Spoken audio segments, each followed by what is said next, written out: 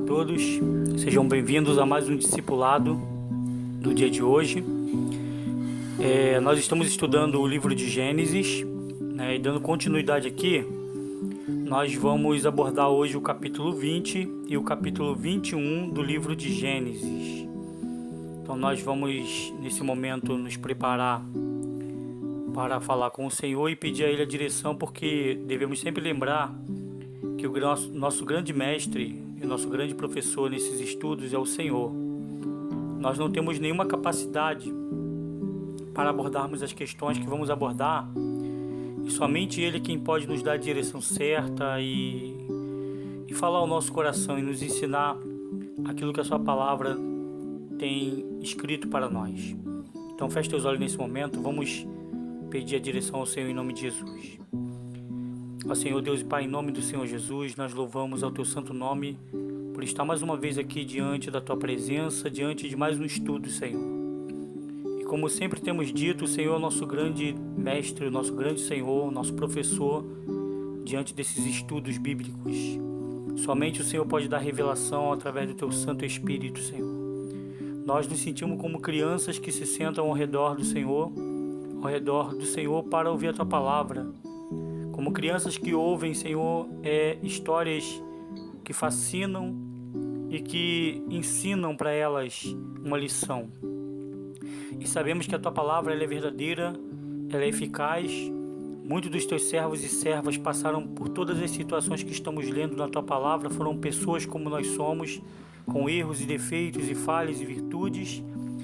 E nós estamos lendo sobre a peregrinação dessas pessoas, Senhor. Então, que o Senhor possa nos ensinar através dos exemplos deixados por cada uma delas, para que possamos nos tornar, meu Pai, perfeito para Ti. Então, Deus, toma a direção desse estudo, abençoa cada pessoa, Senhor, abençoa cada mulher, a cada homem, a cada criança, a cada família que nesse momento se debruça reverentemente diante desse estudo dado pelo Senhor, e que possamos ser discipulados por Ti nesse dia, em nome do Senhor Jesus. Amém. Bom, começando então a análise do capítulo 20, Abraão e Sara, em sua peregrinação, eles estabelecem-se na terra dos filisteus.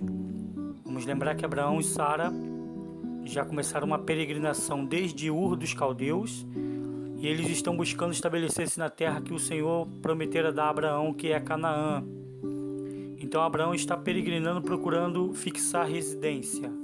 Então eles vão nessa peregrinação e vão se estabelecer na terra dos filisteus. No versículo 1, Abraão e Sara peregrinavam pela terra procurando fixar residência e chegarão à terra dos filisteus. Bom, neste período a Filistia ainda não era inimiga do povo judeu, até porque o povo judeu ainda não existia como nação, tá? Então não existia ainda a nação israelita. No versículo 2, Abraão e Sara mantiveram ainda um pacto de se apresentarem apenas como irmãos. Sara, ela era meia-irmã de Abraão, filha do pai de Abraão com a sua mãe. Abraão tinha medo que o matassem por causa de Sara. Nós já lemos isso em outro capítulo do livro de Gênesis. E a mesma coisa havia acontecido quando eles foram para o Egito, né? Abraão pediu que Sara ocultasse o fato dela ser a sua esposa e apenas apresentasse-se como a sua irmã. E ela era de fato meia-irmã de Abraão, tá? É o que o versículo está deixando claro. Então eles mantiveram esse pacto quando chegaram na terra dos filisteus. No versículo 3, desconhecendo que além de meio-irmãos, eles eram também marido e mulher, o rei Abimeleque, que era o rei local, mandou buscar Sara para que ela se tornasse a sua mulher. Só que à noite, quando Abimeleque foi dormir, ele foi advertido em sonhos por Deus para que ele não tocasse em Sara, porque Sara era a mulher de Abraão. E se ele tocasse nela, o Senhor declarou para Abimeleque que ele seria morto. Bom, uma observação aqui. Os estudos mostram que Deus interveio aqui para preservar a mãe do descendente prometido, tá? Então Deus estava tentando preservar a mãe do descendente prometido, de Isaac, né? Que ele declarou que Abraão seria pai de muitas nações. Então, segundo os estudos da King James, Deus interveio nesse momento para preservar a mãe do descendente prometido. Bom, os sonhos, eles eram uma forma de Deus revelar a sua vontade para a humanidade.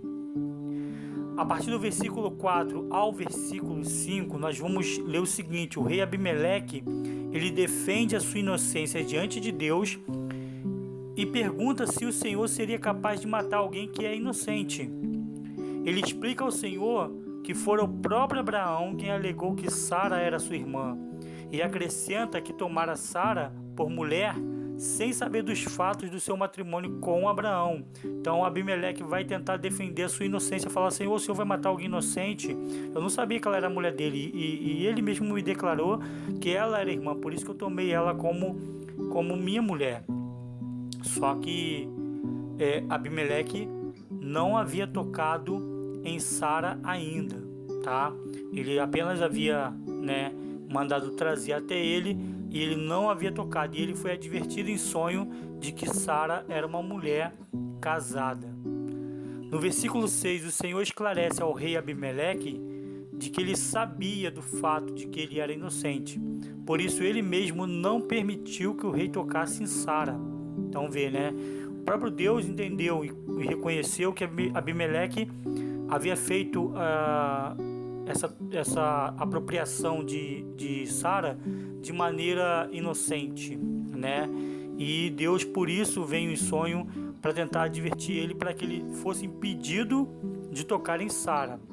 Bom, uma observação aqui da nota de rodapé da Bíblia King James, ela vai declarar, que em seu estudo, que Deus sempre avalia o íntimo de cada ser humano. Então, o estudo da King James declara que Deus está sempre avaliando o íntimo do ser humano, Então ele está olhando para dentro de nós.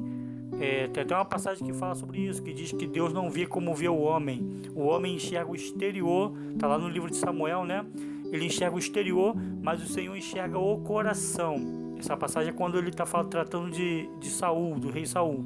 O Senhor, ele enxerga o íntimo, não enxerga o exterior do homem. Então Deus enxergou o íntimo de Abimeleque e sabia que ele estava inocente nessa situação. O Senhor percebe quais de fato são as nossas motivações, segundo o estudo. Por exemplo, ao observar o modo de vida de José, o governador do Egito, e a confissão do rei Davi diante do pecado cometido, ele viu sinceridade e pureza de coração. Então, está na página 68 da Bíblia King James, na rodapé da King James, página 68. Então ele está avaliando o íntimo, Ele via o modo de vida de José e ele sabia que esse modo de vida refletia o que estava no íntimo de José, do rei do Egito, o rei do Egito. E quando Davi, mesmo tendo pecado, ele vai se confessar diante do Senhor, o Senhor também percebe que aquela confissão não era uma confissão como uma simples reza, uma simples petição, mas havia uma sinceridade e uma pureza no coração de Davi, de profundo arrependimento do pecado cometido. A mesma coisa nessa passagem aqui do livro de Gênesis, Deus vai olhar para o coração de Abimeleque e vai ver que realmente ele estava inocente, por isso que Deus vai adverti-lo em sonho. No versículo 7, Deus pede ao rei Abimeleque que ele devolva Sara para Abraão. Então Deus dá uma ordem para ele: tudo bem, agora você sabe disso aí, devolve Sara para Abraão. Caso não fizesse, ele viria a morrer junto com os seus. Afinal, agora mais do que antes, ele sabia que se tratava de uma mulher de outro homem. Deus explica a Abimeleque que Abraão era um profeta e que podia interceder por ele. Então Deus vai explicar isso aqui. Também a nota de rodapé da King James traz essa questão sobre Abraão ser um profeta. Pela primeira vez na Bíblia, segundo estudos, alguém é chamado de profeta. Então Abraão é reconhecido como profeta, e pela primeira vez na Bíblia alguém vai ser chamado por esse termo, profeta. Esse termo profeta, segundo os estudos da King James, significa porta-voz de Deus, tá? Então quando você fala em profeta, fulano é profeta. Quando alguém fala em profeta, hoje em dia todo mundo vai entender profeta como alguém que adivinha, como alguém que vê futuro, como alguém que prevê coisas, mas na verdade a palavra profeta, segundo os estudos da King James, significa porta-voz de Deus. Então, meu irmão e minha irmã, se você é um porta-voz de Deus, se de fato você vem levando a mensagem, ensinando as pessoas, você é um profeta ou uma profetisa de Deus, né? Você é um porta-voz de Deus. Versículo 8 ao versículo 13. Na manhã seguinte, bem cedo, o rei Abimeleque relatou aos seus súditos o que lhe ocorrera à noite e convocou Abraão, questionando se ele havia feito algum mal para que Abraão pudesse agir dessa forma enganosa. Abraão lhe revelou que pensara que não haveria nenhum temor de Deus naquele lugar e que por causa de Sara o matariam. E explicou que não mentira sobre Sara ser sua irmã. Afinal, ela era filha de seu pai com outra mulher, sendo sua meia-irmã. E foi ele, Abraão, quem pedira a ela que se apresentasse apenas como sua irmã por onde quer que eles fossem, porque ele temia morrer, né? Nós estudamos anteriormente que Sara era muito bonita e Abraão ficava preocupado das pessoas se sentirem atraídas por ela e acabarem fazendo algum mal para ele. Então ele falou: eu não menti, não estou mentindo, ela é de fato minha irmã, só que ela é filha do meu pai com outra mulher, ela é minha meia-irmã e nós acabamos nos casando, tá? Aqui não nos cabe nenhum julgamento, até porque não há nenhum estudo falando aqui a respeito de ser errado ou certo Abraão ter se casado com sua meia-irmã. Já falei, não vamos especular nada aqui, mas o fato é que Abraão está aí registrado na Bíblia de que ele havia casado com sua meia-irmã, né? Sem querer adentrar na questão de especulação, nós poderíamos até imaginar, olha, era o começo do mundo, né? Era o início das gerações e talvez isso não viria muito ao caso, mas não podemos afirmar isso porque seria caso de especulação, né? Nós estamos de fato no início das gerações do mundo, as nações estão sendo formadas ainda, né? Mas está aí o registro de que Abraão estava casado com sua meia-irmã Sara, tá? E no versículo 14 ao 18, que vai fechar, né? Aqui a nossa análise vai fechar nesses versículos do capítulo 20 do livro de Gênesis. Do versículo 14 ao 18, o rei Abimeleque, como forma de reaviar a ofensa ao casal, os presenteou com ovelhas, bois, servos e servas, né? E umas perguntas que a gente faz: como que Abraão se tornou tão rico? Então, cada vez que acontecia algum fato com Abraão, acabava que ele recebia essas questões, ovelhas, bois, que eram, né, digamos assim, o que enriquecia Abraão, né? Também não nos cabe aqui julgamento do contexto histórico de Abraão ter servos e servas. Já falamos aqui que no período histórico antigo se obtinha servos e servas, que eram pessoas de outras nações, por vários fatores, pela guerra, né? Nós ainda não vimos Abraão envolvido diretamente com uma guerra onde ele toma pessoas como escravo, né? Vimos ele naquela guerra que ele foi resgatar Ló, que foi levado junto com o povo de Sodoma pelos 5 reis, mas não temos relato aqui de que Abraão tenha feito uma guerra para conquistar servos e servas, né? E também outros viravam servos e servas por se venderem, né, para alguém mais rico que pudesse sustentá-los, tá? Já vimos isso aqui nos nossos estudos do discipulado. Bom, além de lhes dar terra onde quisessem morar. Então, Abimeleque deu para eles, no caso, ovelhas, bois, servos e serva, e ainda permitiu que eles morassem na terra, que eles escolhessem um lugar para morar. A Sara, Abimeleque vai entregar 1000 peças de prata para reparar a ofensa, né? E para que todos soubessem também que ela era inocente, né? Na verdade, ela não tinha culpa. Era assim que Abimeleque queria mostrar Sara para o seu povo. Ela ia morar naquela terra e ele não queria que ninguém ficasse culpando Sara por nada. Em seguida, Abraão ele vai orar pelo Abimeleque, pela esposa do rei Abimeleque, pelos servos e servas, e todos foram curados, porque no momento em que Abimeleque resolveu tomar Sara por mulher, imediatamente, né, eles ficaram estéreis, como uma forma de castigo pela essa escolha errada de Abimeleque, tá? Uma questão importante a se tratar aqui, esse termo Abimeleque, na verdade, o estudo da King James vai deixar claro que essa palavra Abimeleque não era o nome do rei, mas era um título, como faraó, como governador, como prefeito, como presidente. Isso era apenas um título deste rei, tá? Bom, passando então agora à análise do capítulo 21, nasce o filho da promessa, Agar é expulsa e Abraão entra em aliança com Abimeleque, tá?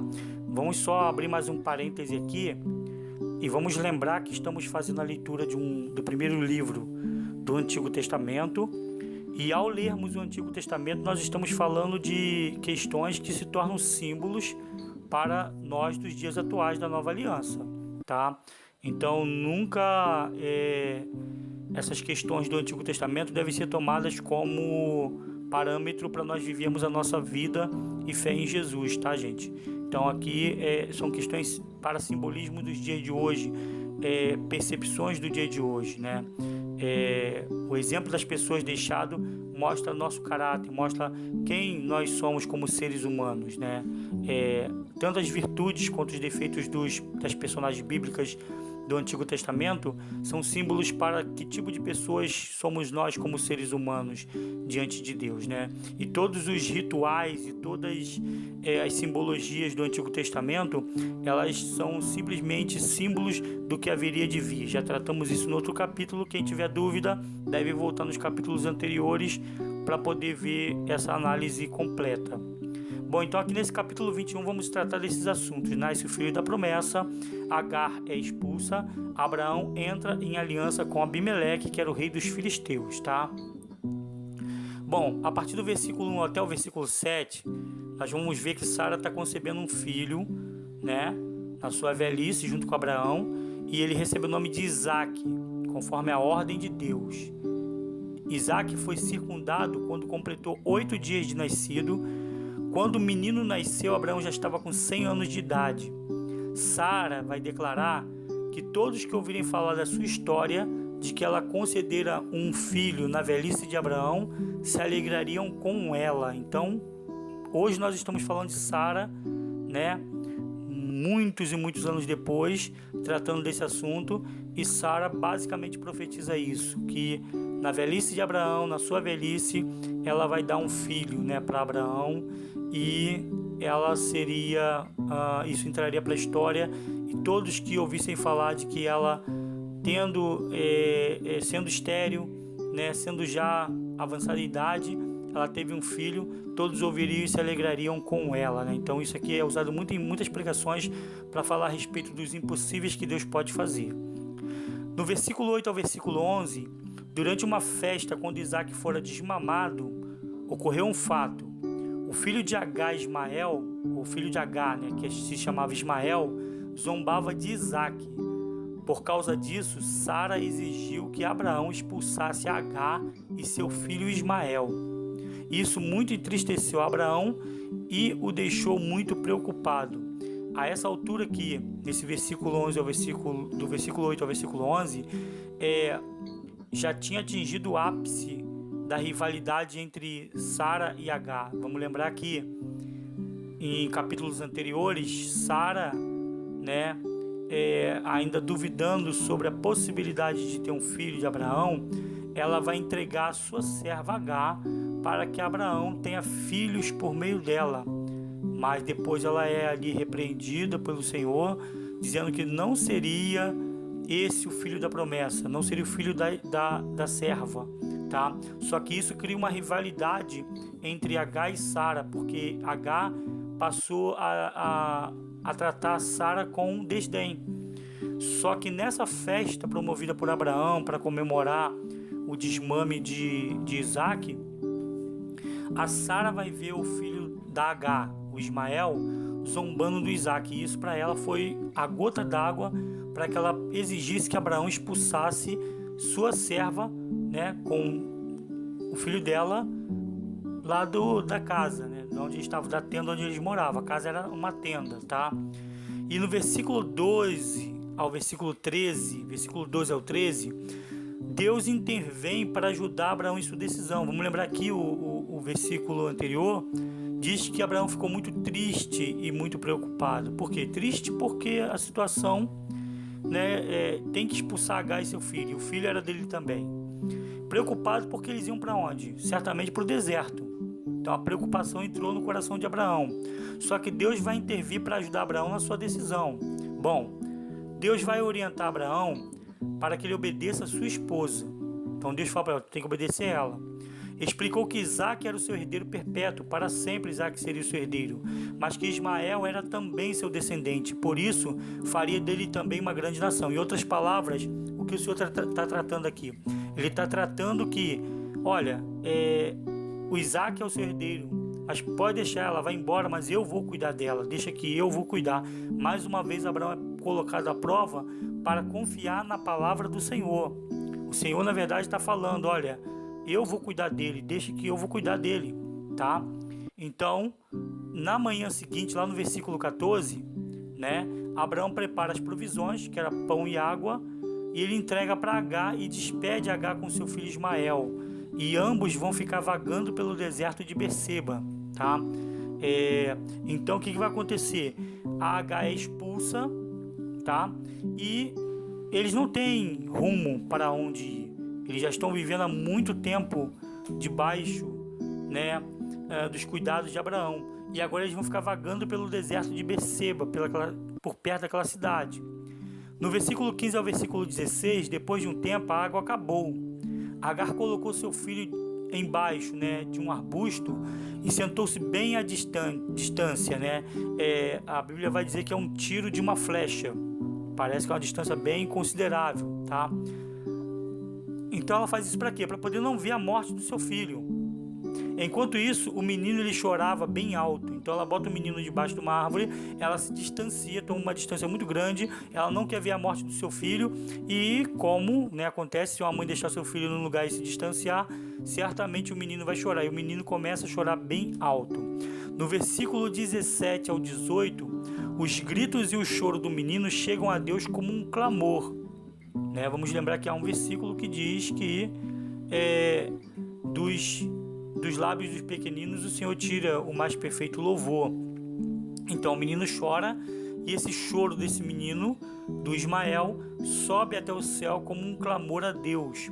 Um anjo é enviado até Agar para lhe revelar o que Deus faria a ela e ao menino. O Senhor ordena a ela que se levante ao invés de se lamentar, de ficar prostrada. Ele ordena a ela que pegue o menino pela mão, como um gesto de assumi-lo, né?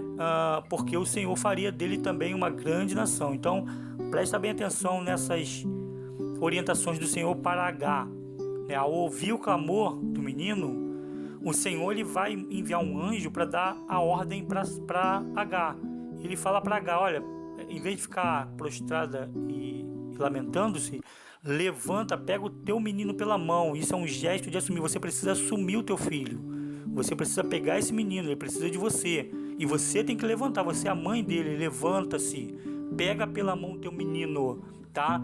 E o Senhor promete para ela, pode deixar que eu vou fazer dele também uma grande nação. Uma promessa do Senhor para Agar, que carregava consigo o filho de Abraão, que acabou entrando na promessa, né, de se tornar uma grande nação, tá?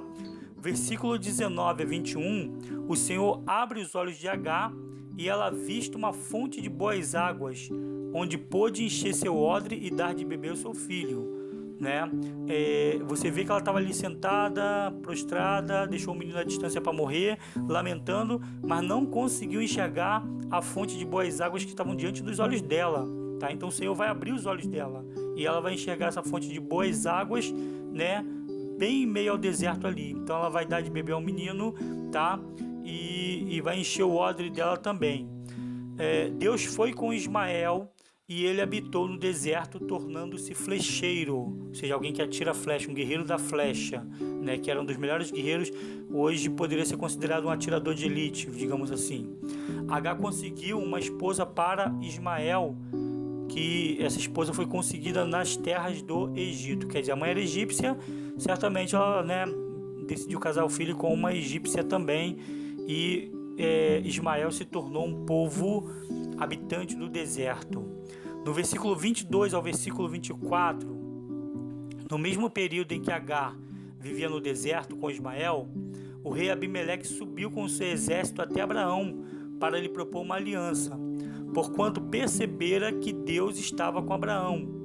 Então o rei Abimeleque já tinha percebido que Deus estava com Abraão. Deus já havia revelado para ele que Abraão era um profeta, ou seja, um porta-voz de Deus. E o rei Abimeleque sobe com o exército dele até Abraão e resolve fazer uma aliança com Abraão. A aliança consistia em fidelidade com a verdade entre o seu povo, os filisteus, e Abraão, e vice-versa, tá? Então ele queria fazer uma aliança, olha, pedindo que Abraão não mentisse para o seu povo, não enganasse, que não usasse de falsidade para com o seu povo, e da mesma forma o seu povo agiria com Abraão. No versículo 25 ao versículo 26, Abraão aproveita para fazer uma reclamação ao rei, dizendo que os servos do rei lhe haviam tomado um poço. Bom, já que o rei vai fazer uma aliança com Abraão de verdade e fidelidade, Abraão fala, olha só, tudo bem, vamos fazer uma aliança, só que aconteceu um fato aqui. Os teus servos vieram aqui tomar um poço que era meu. Né? Então Abimeleque, né, ele vai dizer que desconhecia esse fato. Então a partir daí Abraão vai formar então a aliança com o rei Abimeleque.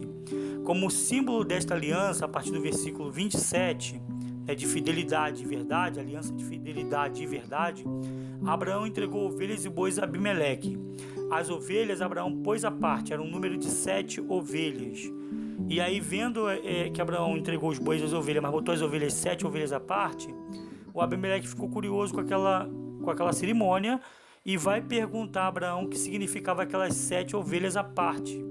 E Abraão vai explicar ao rei, né, que aquelas ovelhas representavam um testemunho de que Abraão havia cavado um poço naquele local. Abraão vai cavar um poço e aquelas ovelhas representavam, isso aqui é o testemunho de que eu estou cavando esse poço. Se alguém vier aqui e querer tomar, você tem as ovelhas, 7 ovelhas, como testemunha de que eu cavei este poço. Vamos lembrar que você vai, mas um simples poço?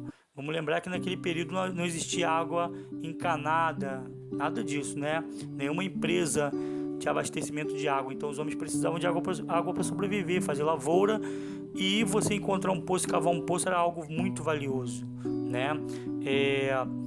Dizem aí alguns especialistas que cavar um poço no deserto é algo complicado, porque você tem que cavar muito fundo para encontrar água. Então é um trabalho muito grande, tá? Bom, uma observação aqui da nota de rodapé da King James: além de ser conhecido como livro das origens, Gênesis também é conhecido como livro das alianças. Bom, a humanidade estava se tornando cada vez mais infiel e leviana, e as alianças eram necessárias, tá? Então, vamos lembrar que desde lá do iníciozinho de Gênesis, né, o que estava acontecendo? A humanidade vinha se tornando cada vez pior, mesmo depois que passou o dilúvio e saiu da arca, né? A humanidade continuou se corrompendo cada vez mais. Então as alianças passaram a ser uma coisa necessária. A aliança, na verdade, era uma forma de acordo. Ambos, Abraão e Abimeleque, apresentam-se como homens desconfiados. É o que diz o estudo da rodapé da King James.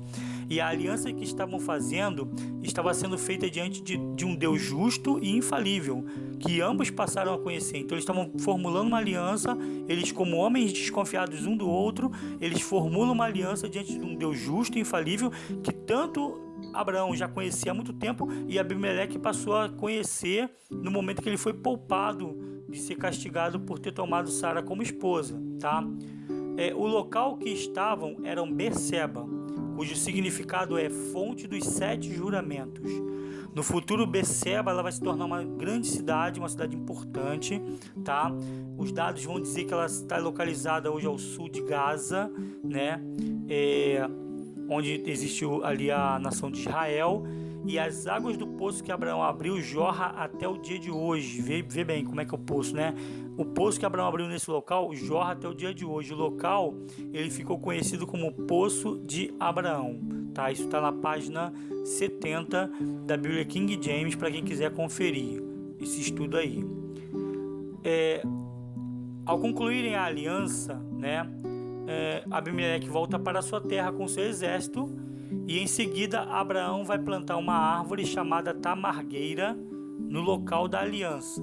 Então Abraão acabou de fazer aliança com Abimeleque retorna para o seu povo, e naquele local Abraão vai plantar uma árvore chamada tamargueira, tá? E bem ali Abraão vai adorar o Senhor, tá?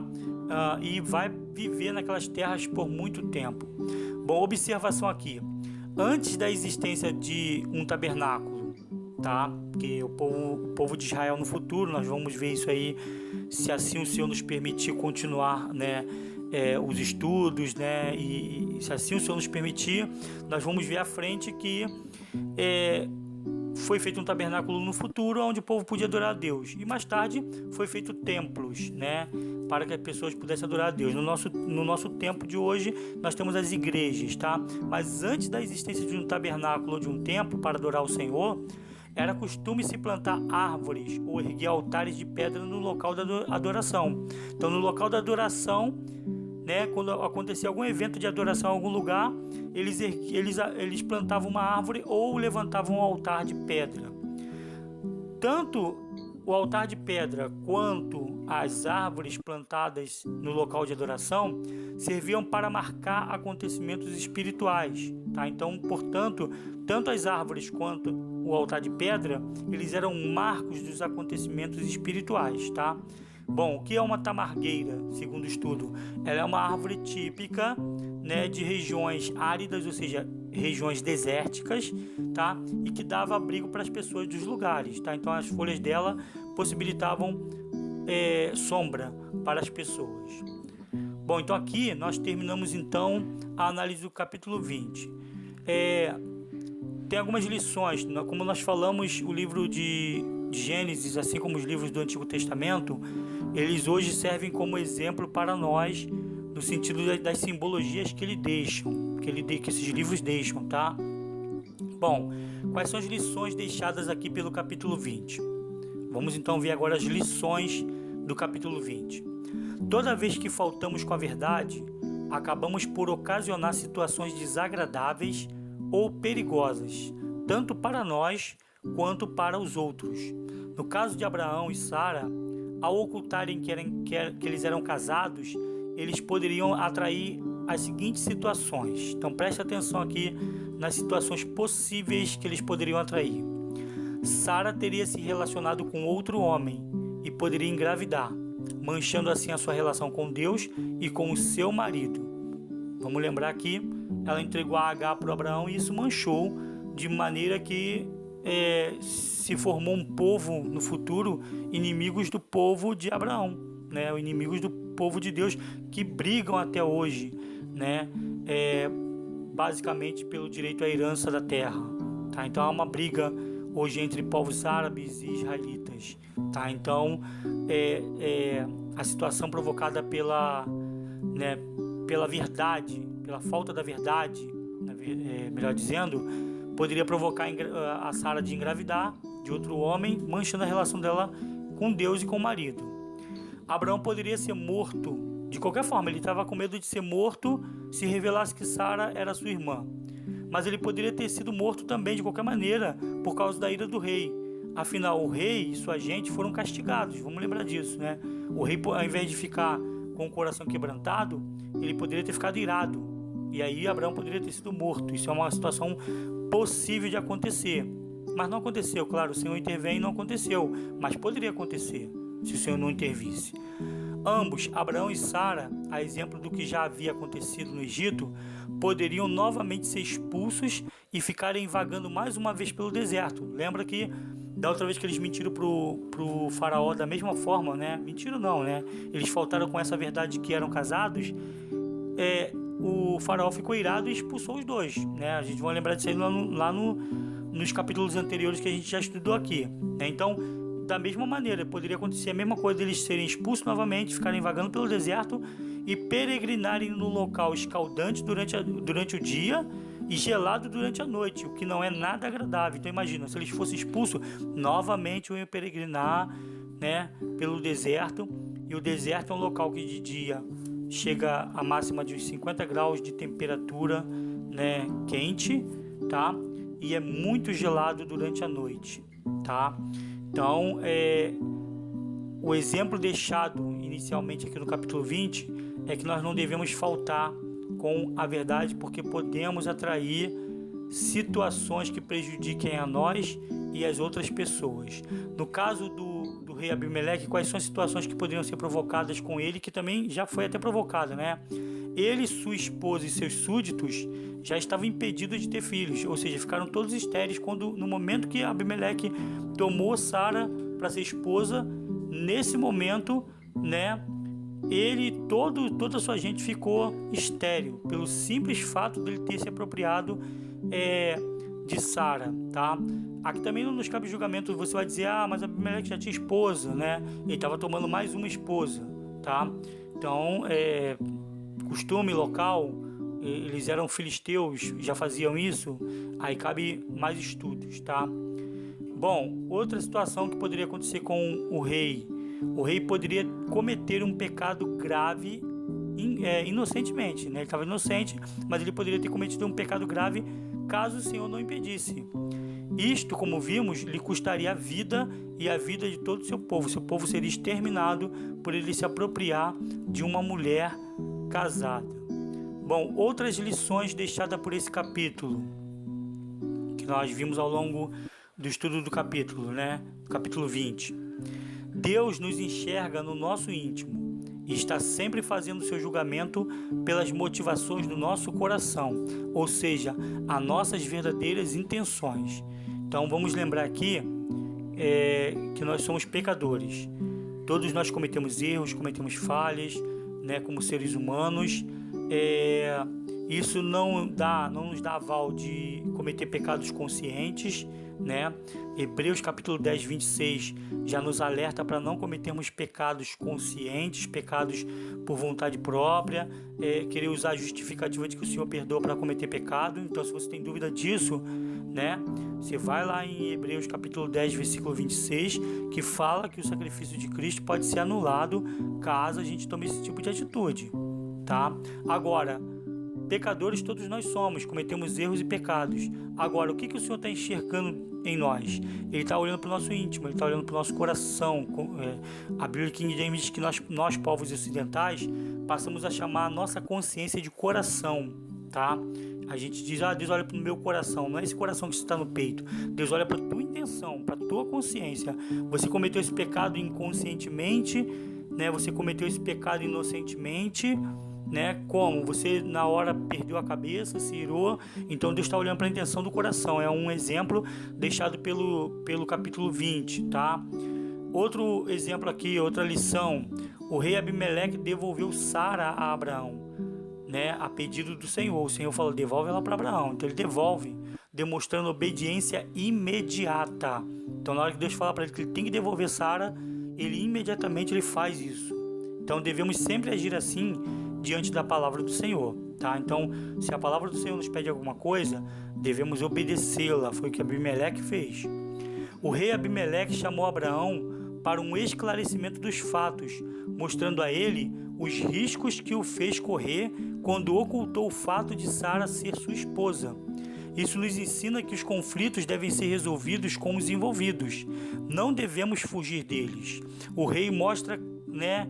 Ele mostra, paciência, ele não faz guerra, né? Mesmo sendo inocente, ele busca uma forma de reaver uma possível ofensa que ele tenha provocado, e isso mostra humildade pura e divina, e ele não busca a justificativa própria. Então, o que acontece? Nós não devemos fugir dos conflitos. Se a gente tem uma desavença com o nosso irmão, se a gente tem uma desavença com o nosso vizinho, se a gente tem algum problema, nós devemos chamar a pessoa para conversar, deixar os fatos, né, acertados direitinho, e isso com um espírito de mansidão, de paciência, de calma.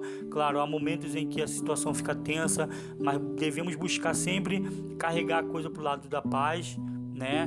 E uma coisa impressionante aqui, interessante, e chamaríamos hoje de cristã, é o fato do rei não ter culpa de nada, mas ainda assim ele tentar reaver a ofensa. Ele percebe assim, eu também posso ter ofendido na minha situação, na minha situação de tentar resolver o conflito, eu posso também ter ofendido alguém. Muitas das vezes a gente não faz isso, né? A gente às vezes tem um conflito com a pessoa, a gente não é culpado de nada e a gente simplesmente só quer ver que a outra pessoa nos ofendeu. A gente não para pensar que talvez alguma atitude nossa possa ter ofendido a outra pessoa. E o Abimeleque não, ele não age assim. Ele vai tentar reaver. Talvez eu tenha ofendido Sara, talvez eu tenha ofendido Abraão.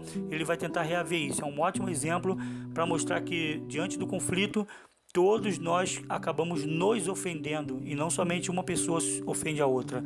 Não é quem a outra pessoa me ofendeu ou eu sozinho ofendi. Na verdade, ambos nos ofendemos muitas das vezes, né? Bom, passamos então agora às lições do capítulo 21. Sara tem seu filho prometido. Devemos saber que o Senhor cumpre suas promessas, né? E devemos crer sem duvidar. Então, Sara duvidou em alguns momentos, erro que ela cometeu e que nós cometemos também. E então, se o Senhor promete algo, devemos crer sem duvidar. O conflito entre Sara e Agar, vamos falar um pouco disso aqui. Em toda a história, nunca foi uma boa escolha colocar uma rival diante do cônjuge, tá? Nunca é bom você botar um rival junto do seu cônjuge, né? Seja a esposa colocar um rival diante do marido, o marido colocar uma rival diante da esposa. Sara acaba por colher o fruto de uma atitude precipitada que já falamos aqui. E agora, diante da intolerância e impaciência, acaba por tomar uma atitude reprovável até para os dias de hoje. Qual seja essa atitude? Colocar uma mulher com uma criança na rua. No caso de Agar ainda foi pior, né? Colocou Agar e uma criança, né, no perigoso deserto de Beceba, tá? Então, uma atitude precipitada acabou trazendo para dentro da casa de Sara uma rival, né? Claro, não foi Abraão quem diretamente provocou isso, indiretamente provocou, mas diretamente não, né? Mas não devemos nunca tomar uma atitude precipitada. É o exemplo deixado aqui pelo capítulo 21. Outro exemplo aqui de lição deixada. Ao pedir que Abraão obedeça Sara em sua decisão de mandar Agar e seu filho embora, o Senhor lembra a Abraão uma coisa que muitos maridos esquecem no dia de hoje. Presta atenção aí, os maridos, né? Quando o Senhor fala para Abraão obedecer Sara, muitas vezes, né, quando ele pede para Abraão obedecer Sara, ele vai dar um exemplo de coisas que a gente esquece hoje. Que coisa é essa que a gente esquece? A esposa também tem autoridade em casa.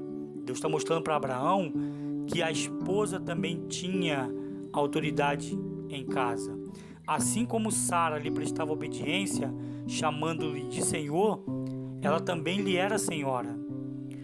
Então, né, maridos, você é o senhor da sua casa, mas a sua esposa também é senhora da casa.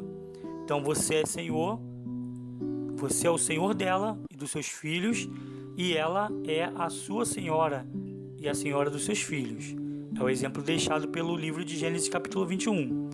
Vemos que Abraão não discutiu ao mandato de Sara, mas engoliu a tristeza e viveu o pesar. Tu vê que quando Sara manda dar ordem para ele mandar Agar embora, Abraão não discute, Abraão não esperneia, Abraão não cria problema.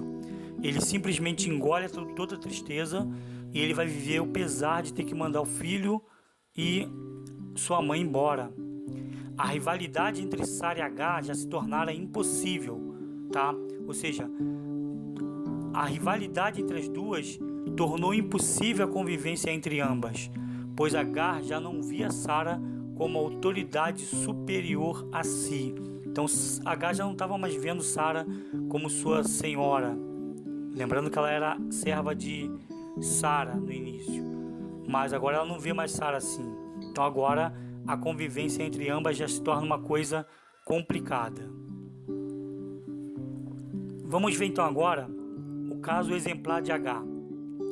Agar e Ismael, seu filho, foram mandados embora da casa de Abraão e ficaram vagando pelo deserto de Beceba, sem rumo.